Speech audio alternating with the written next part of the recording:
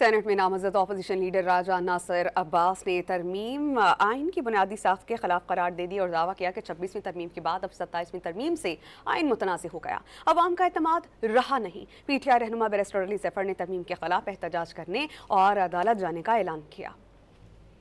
इनके पास बंदे पूरे नहीं थे। 26वीं आइनी तरमीम की तरह इन्होंने आज भी लोगों को खरीदा और उनसे वोट लिए। ऐसी आइनी तरमीम क्या आइन के मुत्तफिका होने को अंडर क्वेश्चन ही लेके आती? अब ये आइन मुतनाज़ा हो गया हुआ है, मुत्तफिका नहीं रहा। हम इस आइन पर अवाम एतमाद अब नहीं करते। सारा एक मिली भगत है, एक बुरा कुश्ती हुई है और आपने देखा कि आज उनके पास वोट्स भी नहीं थे, उनको 2 वोट्स लेने पड़े।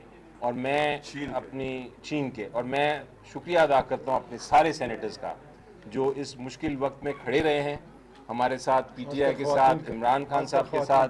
इनके ऊपर प्रेशर्स थे लेकिन ये लोग बिल्कुल इस तरह खड़े रहे हैं जिस तरह कि सुकून होता है।